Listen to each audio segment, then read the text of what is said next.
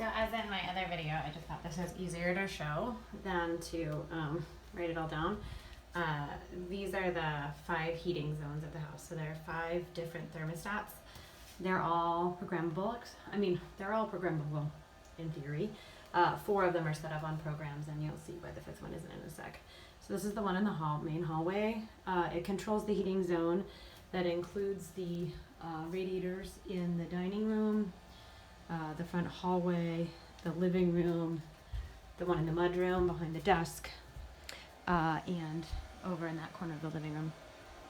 The second zone on the main floor of the house is in the den, and you can see that it's got a sort of a much older, to call this a programmable thermostat might be a compliment to it, an exaggeration of its capabilities.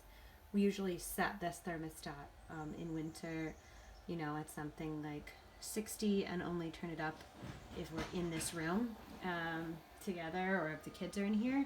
And since it's got these baseboards all the way around, on this side it heats up really fast. So it's usually not an issue. The third zone on the main floor is this one, which obviously controls the kitchen, and I'm on the, you can see where I am, I'm on the wall next to the basement door. Controls the kitchen radiators and the radiator in the powder room on the first floor in the bathroom. So these 3 are already programmed. If you want to adjust the programming to better fit your day-night schedule, feel free. You know, whatever works for you guys in terms of, you know, you decide how much heat you need to use. This is the 4th thermostat in the house, so I'm now up on the 2nd floor, where the kids' bedroom is, right next to the laundry. And there's this one, and then the last one is on the top on the 3rd floor, and it is on the central column on that 3rd floor, right up here.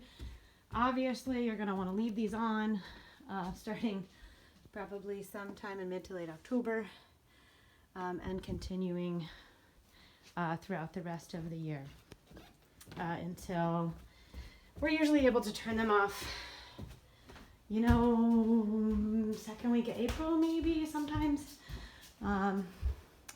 maybe a little later. And even if you're not here, like if you go somewhere for the holidays or something like that, obviously they need to stay on in order to keep the pipes warm enough, because pipe freezing is a huge risk around here. I'm actually headed out, my key, to the apartment to show you the heater in the apartment, which is the 5th heat zone that you'll need to turn on.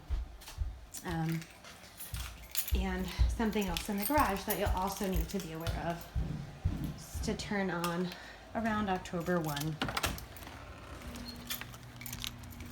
So first to the thermostat upstairs. Kind of funny to be thinking of heat on a day like today.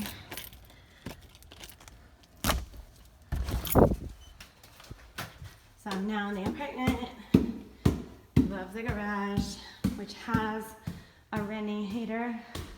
If you're familiar with these little units like this, and I usually just turn it on and I leave it on the lowest possible setting that it'll go on economy, since this is not a space that we use and we just need to keep it warm enough, again, to keep the pipes from freezing and any other damage occurring to the stuff over here. And then there's one other piece of technology that has to be dealt with in October.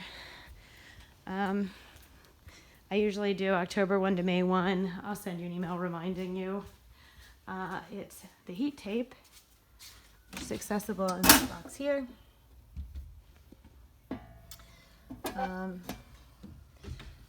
And it is switch 9, as this indicates. So you just flip the switch to on. You see it's the only circuit that's off. Flip it to on about October 1, flip it off about, again, April 1 or later, maybe even May if you think we might get some freezes. But then keeps the pipes warm over here when this is not getting used, like Obviously, also keeping the garage doors shut is a very good idea to keep this building warm enough and to keep the heat in the upstairs sufficient to keep it warm enough. And that's it for the heat zones in the house.